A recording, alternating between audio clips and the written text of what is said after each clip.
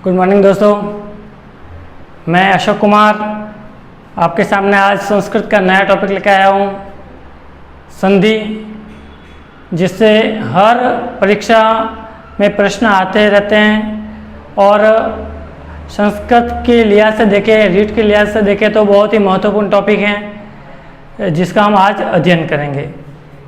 देखिएगा, संधि, संधि ज्ञानम, संधि ज्ञानम यानी संधि क्या होती है। तो देखिए, संधि की परिभाषा क्या होगी। दो अक्षरों या वर्णों के मेल को संधि कहा जाता है। दो अक्षरों या वर्णों के मेल को संधि कहा जाता है। देखिए, संधि के कुछ पर्याय शब्द भी होते हैं, जैसे सहयोग, योग, पर्व, जोड़ा, संहिता, मिलाव आदि शब्द इसके पर्याय होते हैं। अब देखिए, संधि सूत्र क्या होता है। संधि सूत्र, कभी कभी प्रश्न आ जाता है कि संधि सूत्र क्या है। तो देखिएगा, संधि सूत्र क्या है।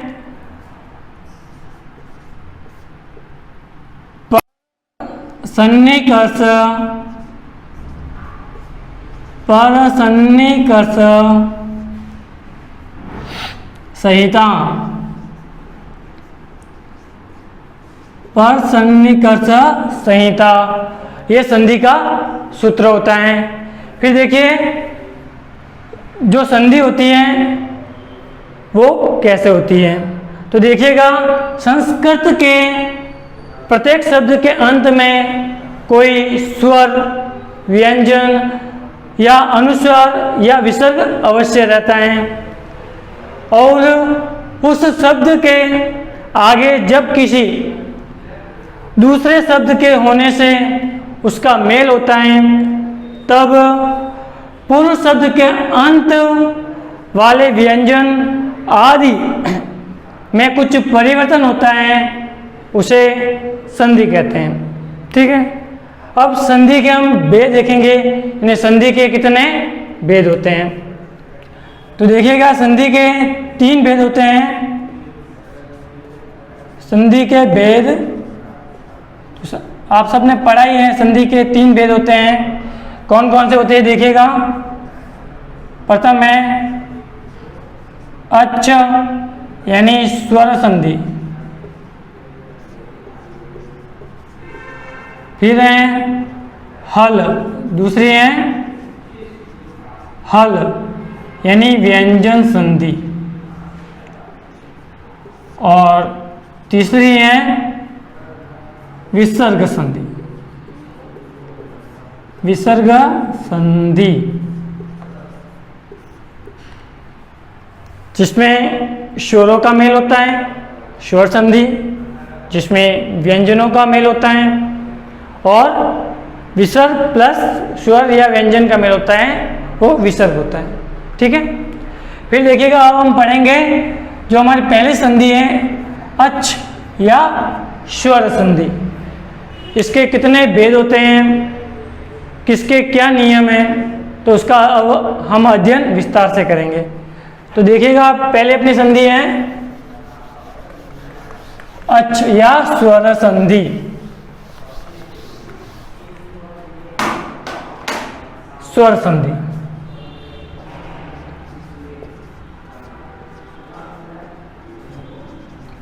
स्वर संधि के जो देखिए, स्वर संधि क्या होती है। स्वर संधि का उदाहरण देखिए, जैसे उपेंद्र, उपेंद्र, तो इसका संधि विच्छेद करेंगे तो क्या हो जाएगा। देखिए, उपधन इंद्र, उपधन इंद्र, तो अ धन ई दोनों स्वर हैं, और दोनों स्वर मिलकर क्या हो गए, देखो, अ धन ई बराबर ए हो गया। तो ये अपनी स्वर संधि हो जाएगी। अब देखेंगे हम स्वर संधि के भेद। तो स्वर संधि के वेद देखिए, संस्कृत के अंतर्गत 7 वेद बताए गए हैं, 7 वेद। तो अभी हम एक एक वेद का अलग से अध्ययन करेंगे। तो देखिए पहला इसका जो भाग या वेद है वो है दीर्घ संधि। दीर्घ संधि, जैसा कि इसका नाम है दीर्घ संधि, यानी 2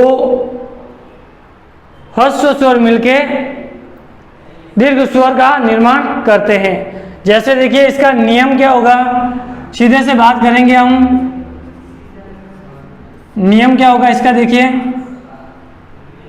अ या आ, इसके बाद कोई जैसे दूसरा स्वर है अ या आ, तो क्या बन जाएगा आ। दीर्घ का मतलब होता है बड़ा बनना, ठीक है। फिर है ई या ई, धन ई या ई, तो क्या हो जाएगा ई हो जाएगा। फिर देखिएगा उ या उ, धन उ या उ, इसका क्या हो जाएगा उ। फिर देखिएगा री या री, धन री या री, तो इसका क्या हो जाएगा री हो जाएगा। ये अपना जो सूत्र है, सूत्र के अनुसार ही हम कार्य करेंगे। तो देखिए अब हम जैसे उदाहरण देखेंगे, जैसे कुछ उदाहरण हैं। जैसे देखिएगा दैत्यारी, जब इसकी हम संधि करेंगे तो क्या हो जाएगा दैत्य, धन अरि, तो क्या हो गया देखिए अ और अ धन अ बराबर आ हो गया। यहाँ पे हो गया देखो या, दैत्य धन अरि हो गया। फिर देखिए दूसरा अपना उदाहरण है श्री स, श्री स, तो देखिएगा इसका संधि विच्छेद करेंगे हम तो क्या हो जाएगा श्री धन ईश, श्री धन ईश, यानी ई धन ई बराबर ई हो जाएगा। इतना समझ में आ गया होगा आपको। फिर देखिए हमारा जो तीसरा उदाहरण है विष्णुदय, विष्णुदय, तो क्या हो जाएगा संधि विच्छेद विष्णु धन उदय, विष्णु धन उदय, तो यहाँ पर देखिएगा उ धन उ, ये उ बन गया, एक उ और उ मिलकर उ बन गया, विष्णु धन उदय हो गया। फिर देखिएगा शुक्ति, शुक्ति, सुधन उक्ति हो गया, सुधन उक्ति, तो यहाँ पर भी देखिएगा उ और उ बन जाएगा सुक्ति। फिर देखिएगा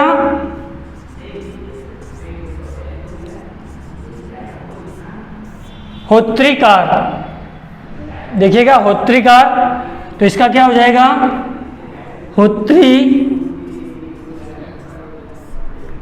धन, होत्री धन ऋकार, होत्री धन ऋकार, तो री और री मिलके ये री हो गई, ठीक है। होत्रिकार। फिर देखिए एक और उदाहरण है भूधर्वम। भूधर्वम तो देखिएगा भूधन, भूधन उद्धर्वम। तो यहाँ पर भी देखिए ऊ और ऊ बनकर ऊ हो गया भूधर्वम। तो ये हमारी हो गई दीर्घ संधि, यानी कोई भी अ या आ, धन अ या आ मिलेगा तो बड़ा, यानी उसका बड़ा रूप हो जाएगा। सीधी सी बात है, दीर्घ रूप हो जाता है, वहाँ पे बनेगी दीर्घ संधि। अब देखिएगा हम इसका दूसरा पार्ट लेंगे, यानी दूसरा भाग कौन सा है, स्वर संधि का। तो देखिए दूसरा स्वर संधि का भाग है वो है गुण संधि। कौन सा? गुण संधि।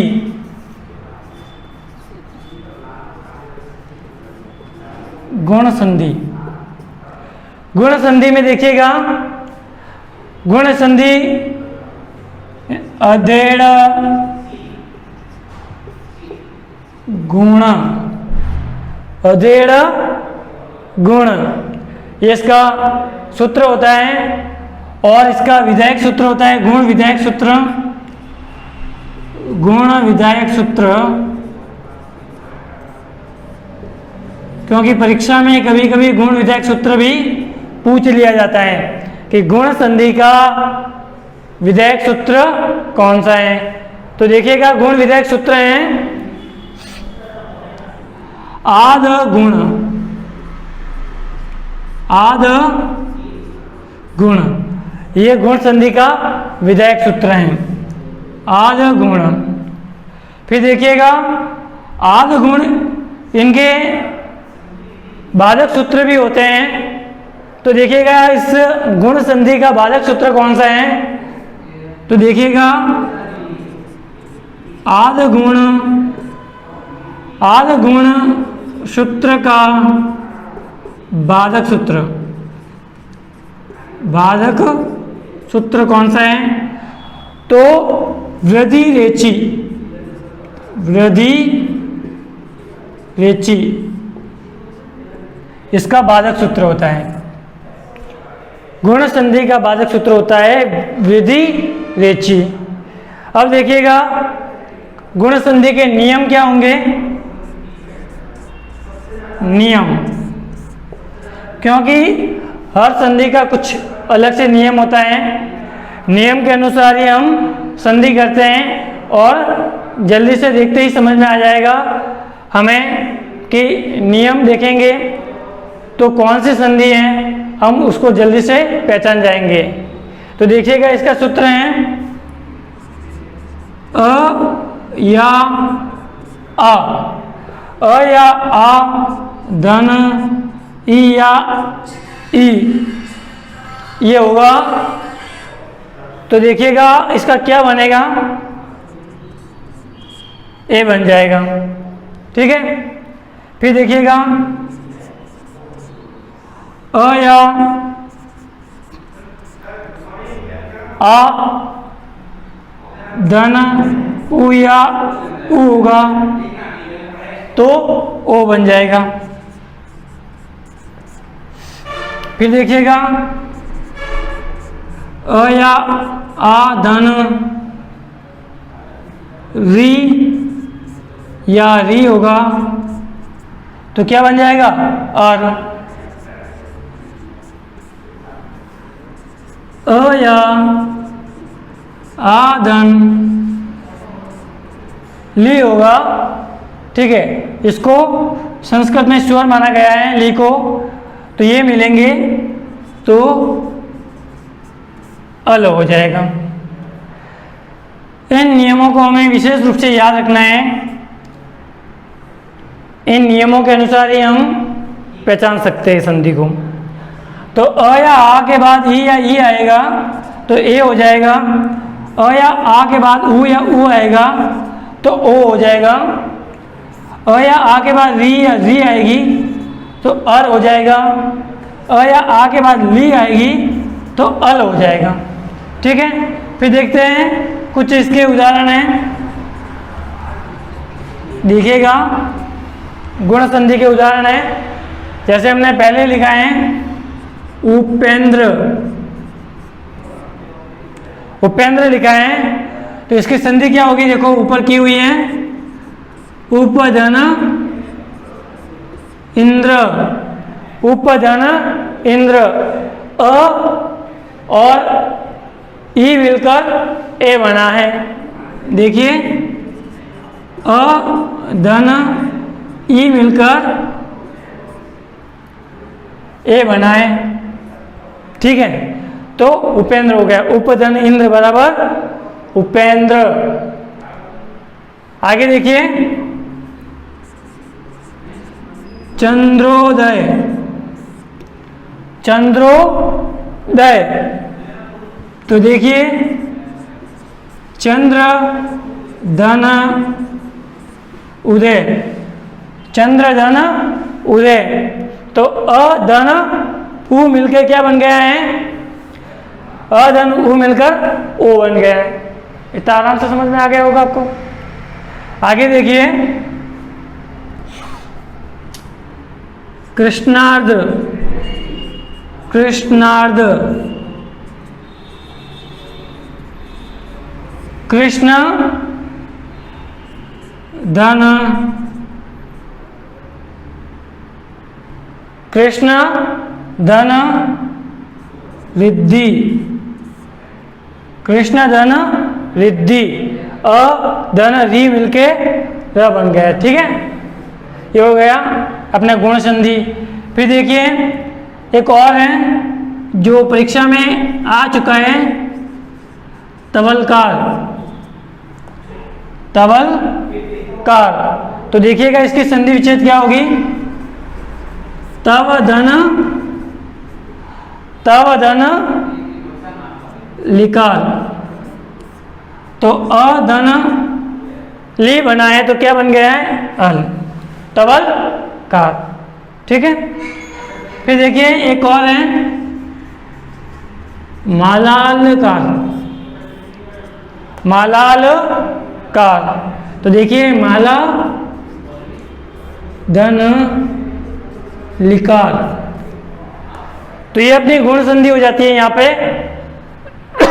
फिर आगे देखेंगे हम स्वर संधि का अगला भाग जो है वृद्धि संधि। लेकिन गुण संधि में एक अपवाद भी है, जो देखिए अपवाद, एक अपवाद भी है, ये है गंगो, गंगो दद, गंगो ददकम, यानी गंगाधन उदकम, गंगाधन उदकम, तो इसमें देखिएगा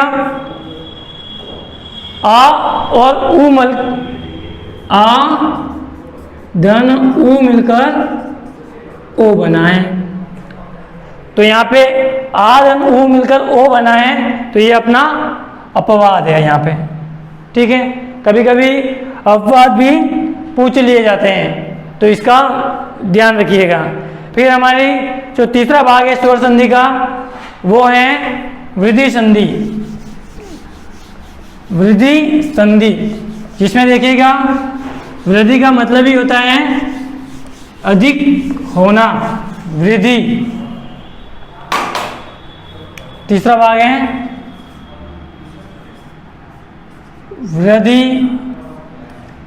संधि। वृद्धि संधि के अंतर्गत देखिएगा इसका जो सूत्र है वो है वृद्धि रा डेच, वृद्धि रा डेच, ये पाणिनि का प्रथम सूत्र है। जब पाणिनि ने अष्टाध्याय लिखा तो उसका प्रथम सूत्र यही था, वृद्धि रा डेच। ठीक है, इसका जब हम अलग अलग करेंगे इनको तो क्या हो जाएगा, देखिए वृद्धि धन आत धन एच, वृद्धि धन आद धन एच, ये हो जाएगा अपना। तो इसका अंतर्गत क्या क्या आएंगे, देखिए इसका जो सूत्र हो जाएगा सॉरी, आ आई औ की वृद्धि, आ आई औ की वृद्धि संज्ञा होती है, वृद्धि संख्या वृद्धि संज्ञा होती हैं। यहाँ आत का तात्पर्य, यहाँ आत का तात्पर्य अ आ दोनों से है, अ आ दोनों से है। इतनी बात समझ लीजिएगा। आ आई औ की वृद्धि संज्ञा होती है इसके अंदर, वृद्धि संधि के अंतर्गत। यहाँ आत का जो अर्थ तात्पर्य होता है या अर्थ होता है वो अ और आ दोनों से होता है, अ भी आ सकता है और आ भी आ सकता है। तो देखिएगा अभी वृद्धि संज्ञक सूत्र कौन सा है, वृद्धि संज्ञक सूत्र, वृद्धि संज्ञक सूत्र है वृद्धि रेखी, वृद्धि रेखी, ये वृद्धि संज्ञक सूत्र है हमारा। अब देखेंगे हम नियम कि वृद्धि संधि के नियम क्या क्या होते हैं।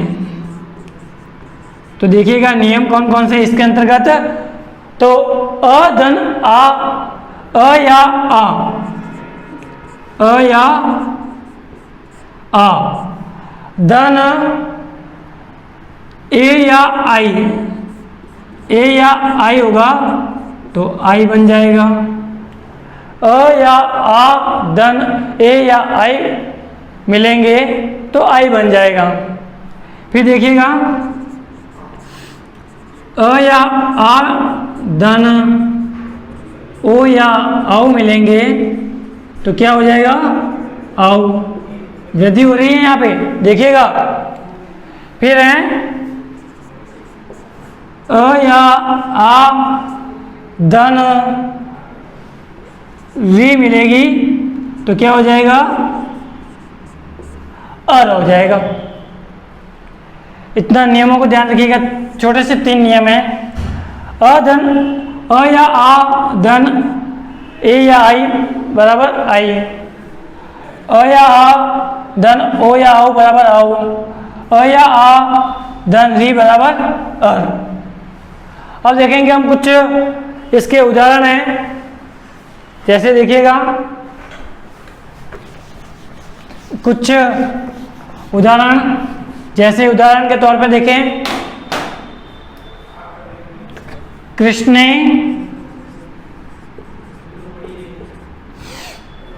कृष्णे कृष्णे कृष्णेक त्वम, तो इसका संधि विच्छेद क्या हो जाएगा, कृष्ण धन एकत्वम,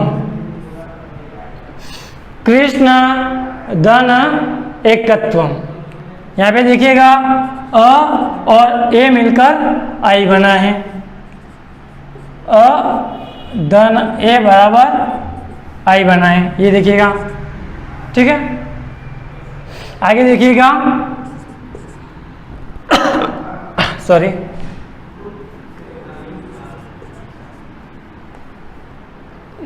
देवेश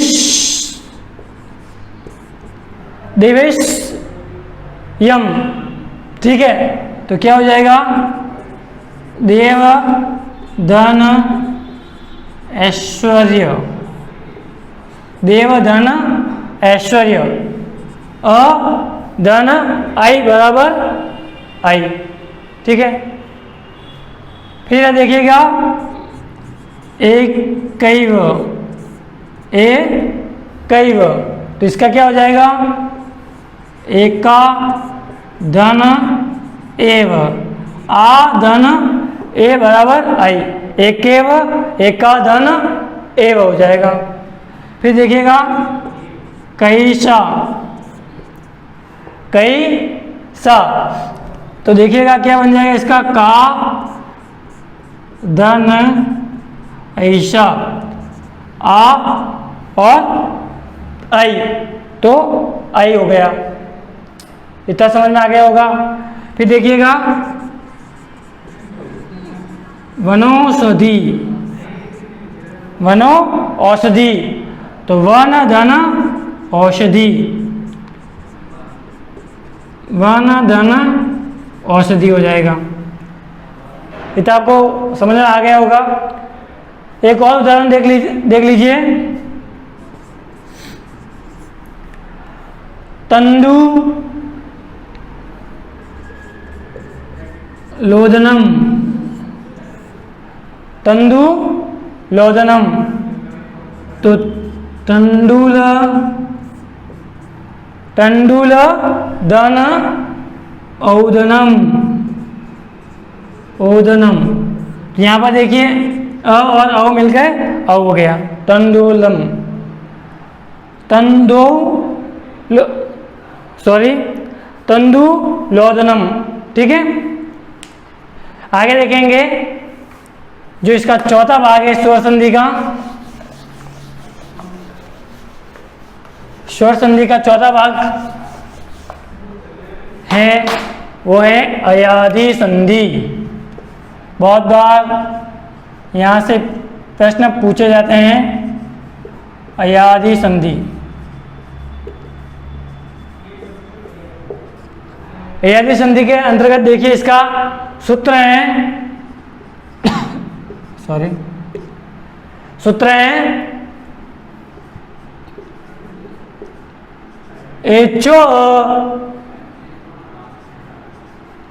एचो यवायव, एचो यवा यव, ये इसका सूत्र होता है। फिर देखिएगा नियम कौन कौन से इसके अयादि संधि के नियम। देखिए हम बहुत ऐसे जैसे सीधे ही पढ़ेंगे कि हम डायरेक्ट हम नियम पढ़ें और उदाहरण देखें ताकि जल्दी से समझ में आ जाए हमें। तो देखिएगा इसके जो नियम है वो हैं ए धन स्वर, ए धन स्वर आएगा तो क्या हो जाएगा, आए। ठीक है, ओ धन स्वर आएगा, ओ धन स्वर आएगा तो हो जाएगा आव,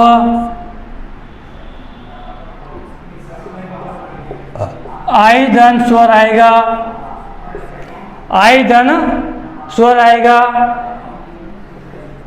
तो आय हो जाएगा, और आव धन स्वर आएगा तो आव, आव हो जाएगा। ठीक है, इतना समझ में आ गया होगा। छोटा सा नियम है, ए धन स्वर होगा तो आय, आई धन स्वर होगा तो आय, ओ धन स्वर होगा तो औ, और औ धन स्वर होगा तो आओ। इतना सा छोटे से नियम है, इतना आप आराम से याद रख सकते हो। फिर देखिएगा इसके कुछ उदाहरण हैं। उदाहरण के लिए देखिएगा हरे, हरे, तो क्या हो जाएगा इसका संधि विच्छेद। तो देखिए हरे धन, हरे धन क्या हो जाएगा ए, हरे धन ए, हरे। ठीक है, फिर देखिए दूसरा उदाहरण है जय। जय, तो इसका संधि विच्छेद करेंगे तो क्या हो जाएगा? जय धन अ, जय। ठीक है, फिर देखिए नयनम, नयनम, नेधन अयनम, नेधन, नेधन सॉरी, नेधन अनम, नयनम नेधन अनम हो जाएगा। फिर देखिए भवती, तो भवती का हम जब संधि विच्छेद करेंगे तो क्या हो जाएगा? बो धन, बो धन अति, बो धन अति। फिर देखिए विनायक, विनायक का संधि विच्छेद करेंगे तो विनय धन अक, विनय धन अक हो जाएगा। फिर देखिए गुरुवे का अगर संधि विच्छेद करेंगे हम तो गुरु धन ए, गुरुवे। ठीक है, और लास्ट देखिएगा जो अच्छा उदाहरण है गायक, गायक, तो इसका संधि विच्छेद क्या होगा? गई धन अक, गई धन अक, इसका संधि विच्छेद हो जाएगा। तो आप इसको ध्यान से पढ़िए ताकि ये आराम से समझ में आ जाएगा, और ध्यान से देखिएगा। देखिएगा ये अपनी ऐदी संधि हो गई है। अभी हम स्वर संधि का पांचवा भाग देखेंगे जो है यण संधि। पांचवा भाग यण संधि।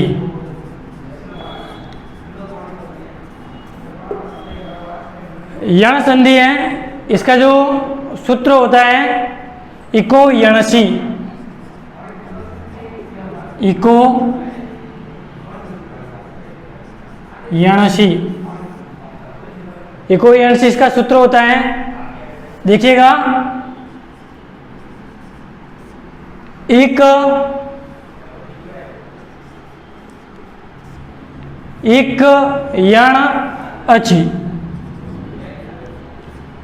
एक यण अच्छी, तो देखिएगा एक के अंतर्गत प्रत्यय आ रहे हैं, तो एक के अंतर्गत कौन कौन से शब्द आएंगे? तो देखिएगा ई, उ, री और ली, धन, असमान स्वर, असमान स्वर। फिर देखिएगा यण, यण के अंतर्गत कौन कौन से शब्द आएंगे? ये भी अपना प्रत्याहार है यण, तो य, व, र और ल। तो देखिएगा ई के स्थान पे य हो जाएगा, ठीक है, उ के स्थान पे व, री के स्थान पे र और ली के स्थान पे ल हो जाता है। इसकी जो पहचान है वो देखिएगा, पहचान क्या होती है ताकि हम देखते ही मालूम पड़ जाएगी ये सीधी यण संधि है, ठीक है, परीक्षा में। तो देखिएगा संभवतः अक्षर य व से जुड़ा रहता है, संभवतः य व से आधा अक्षर जुड़ा रहता है, आधा अक्षर जुड़ा रहता है, ठीक है, ये इसकी पहचान है। यह व से आधा अक्षर जुड़ा रहेगा तो देखते ही मालूम पड़ जाएगा कि ये यण संधि है। देखिएगा इसके कुछ उदाहरण हैं, उदाहरण देखते ही आप समझ जाओगे कि ये कौन सी संधि है। देखिएगा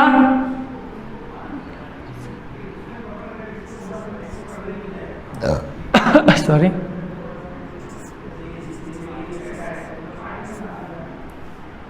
शुद्ध्युपास्य,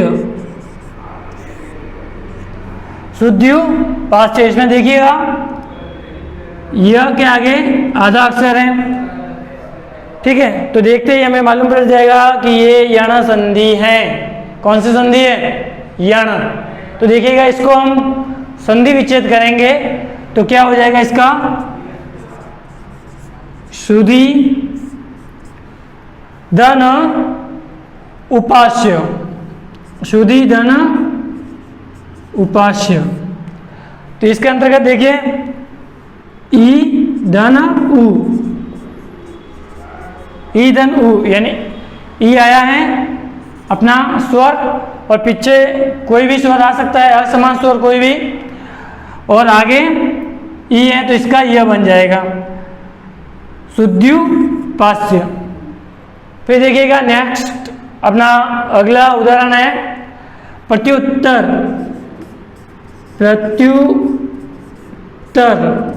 तो इसका हम संधि विच्छेद करेंगे तो क्या हो जाएगा? देखिए प्रतिधन उत्तर। इसमें भी देखिएगा यह के आगे आधा अक्षर त है। फिर देखिएगा मध्वरी,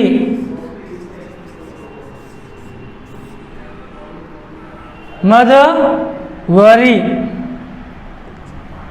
मध्वरी का हम संधि विच्छेद करेंगे, वह के आगे भी आधा अक्षर है, देखिए, ठीक है।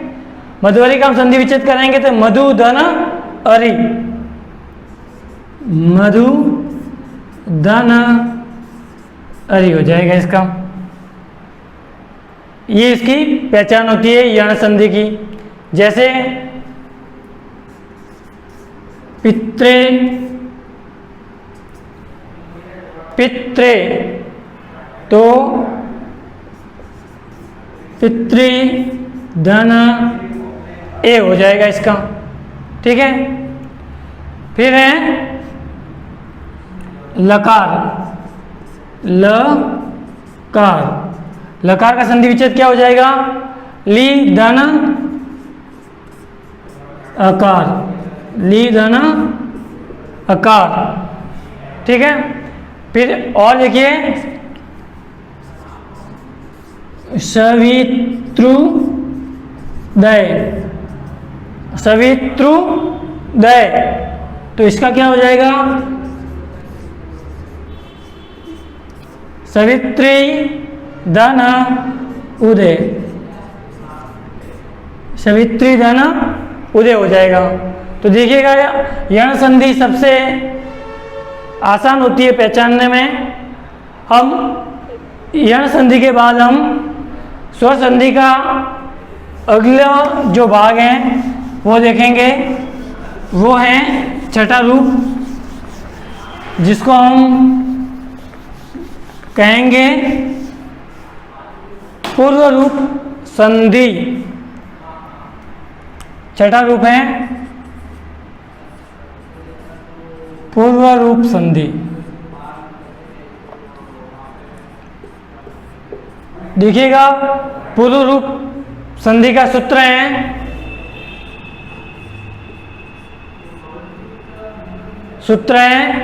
एड, एड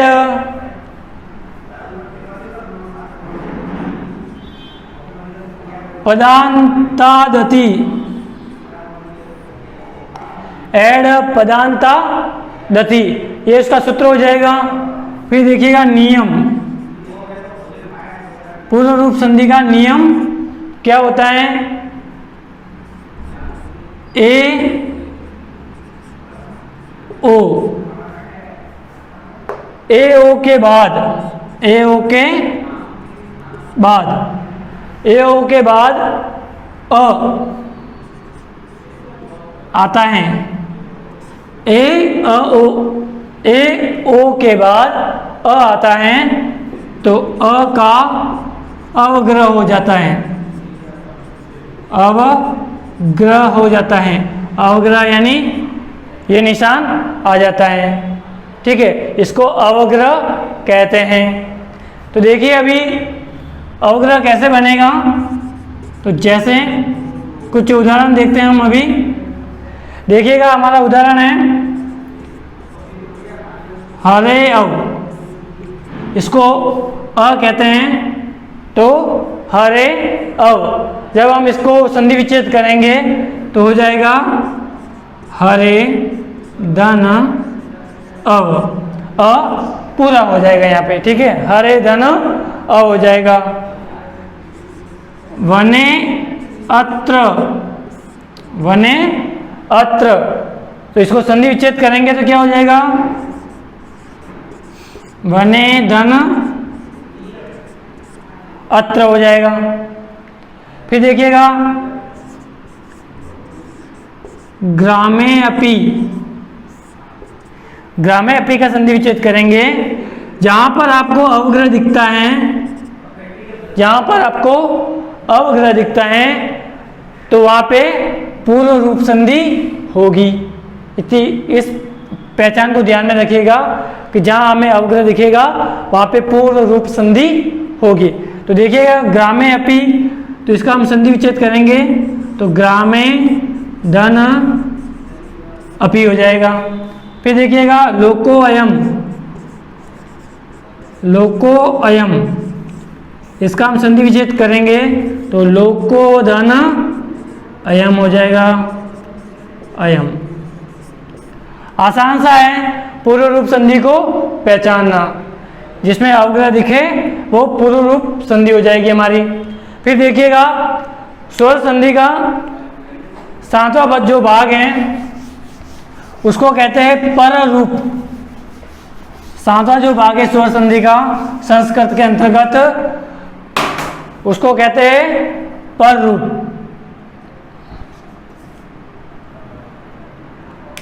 पर रूप, पर रूप संधि। पर रूप संधि का जो सूत्र है वो देख लीजिए, क्योंकि परीक्षा में कभी कभी सूत्र भी पूछ लिए जाते हैं कि कौन सी संधि का कौन सा सूत्र है, तो हमें ध्यान होना चाहिए। तो एड़ी पर रूपम, एडिंग पर रूपम, ये इसका संधि सूत्र है। देखिएगा इसका नियम क्या होगा, नियम ये देखिएगा पर रूप का तात्पर्य होता है बाद वाला रूप, ये भी देख लीजिएगा। पर रूप का अर्थ होता है बाद वाला रूप। तो नियम है उपसर्ग, उपसर्ग या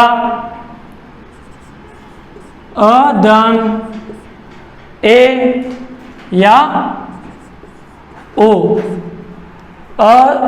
उपसर्ग या अदन ए या ओ हो तो पर रूप होगा। पर रूप होगा मतलब बाद वाला रूप आएगा। बाद वाला रूप में कौन सा आएगा, जैसे आगे उपसर्ग या अ दिया गया है तो ए या ओ आ जाएगा। यहाँ पे कुछ नहीं करना है, सीधा सा देखना है। अगर सीधा सा उपसर्ग लगा हुआ है, ज़्यादातर देखेंगे आप पर रूप संधि के अंतर्गत उपसर्ग से ही शब्द बना हुआ होगा। जहाँ पे उपसर्ग दिखता है आगे वाले शब्द में सॉरी, वहाँ पे पर रूप संधि होगी। और पर रूप का अर्थ होता है बाद वाला रूप, यानी बाद में क्या जुड़ रहा है। तो आप देखिएगा ए और ओ जुड़ रहा है, तो पीछे वाले में जो शब्द होगा वो ए और ओ बन जाएगा। देखिए कुछ उदाहरण है, उदाहरण देखेंगे तो आपको अच्छे से समझ में आ जाएगा। प्रेजते, प्रे जते।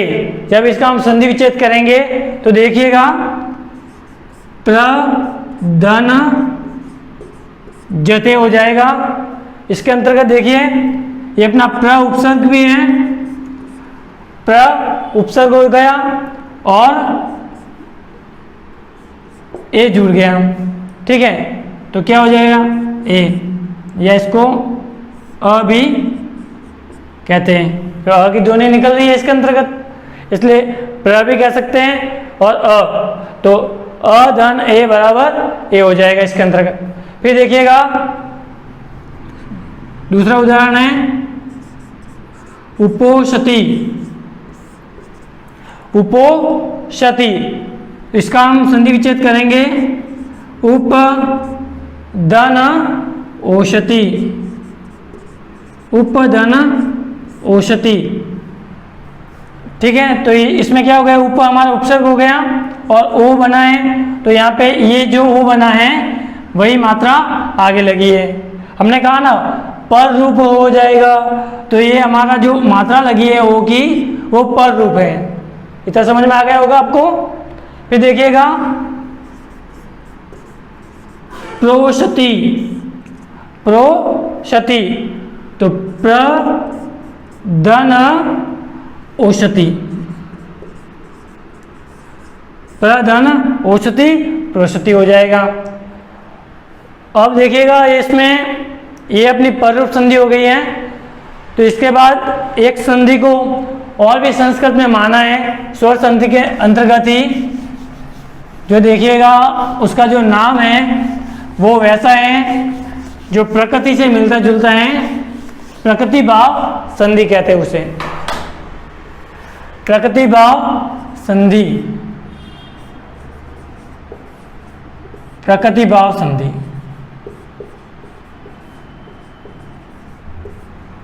यानी शब्द की जैसी प्रकृति होगी वैसा का वैसा संधि होगी।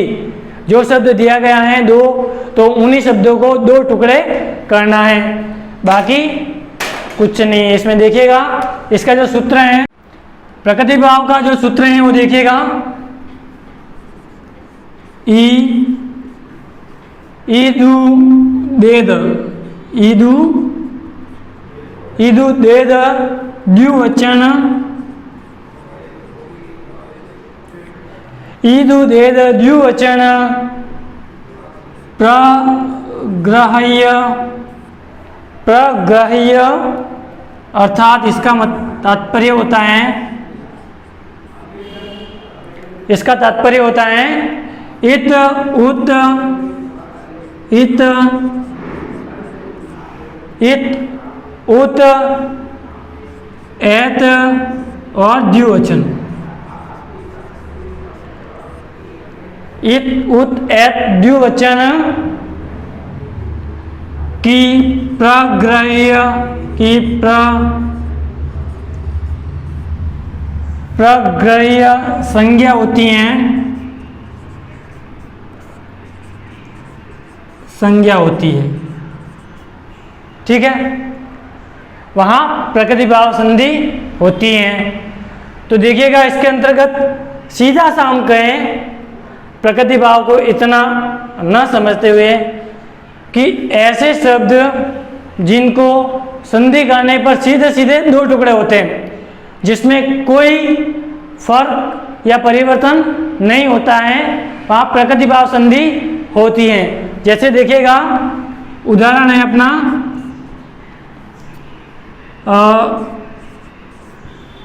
देखिएगा हरि एतु, हरि एतो। जब हम इसका संधि विच्छेद करेंगे तो सीधा सा लिखेंगे हरि धन एतो, हरि धन एतो, इसमें कोई परिवर्तन नहीं होगा।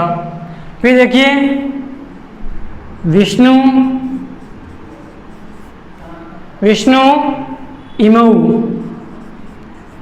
विष्णु इमौ, इसका हम संधि विच्छेद करेंगे तो विष्णु धन इमौ, ये इसका संधि विच्छेद हो जाएगा। फिर देखिएगा मुनि अत्र संधि विच्छेद करेंगे, मुनि धन अत्र इसका संधि विच्छेद हो जाएगा, यानी सीधे से दो भागों में बट जाएगा और वर्णों में कोई परिवर्तन नहीं होगा, वहां पर प्रकृति भाव संधि होगी। एक और देखिए उदाहरण, गंगे अमु, तो इसका संधि विच्छेद होगा गंगे धन अमु हो जाएगा। ठीक है, सीधी सी बात है, आप देखते ही इसको दो टुकड़ों में विभाजित करना है जिसमें शब्दों में कोई परिवर्तन नहीं होगा, तो वहां पर प्रकृति भाव संधि होगी। तो हम यहीं पे स्वर संधि को खत्म करेंगे और अगला जो टॉपिक है व्यंजन संधि, उसको हम पढ़ेंगे कल नेक्स्ट वीडियो के अंदर। तो वीडियो अगर अच्छा लगा हो तो लाइक कीजिएगा, सब्सक्राइब कीजिएगा और शेयर कीजिएगा। धन्यवाद।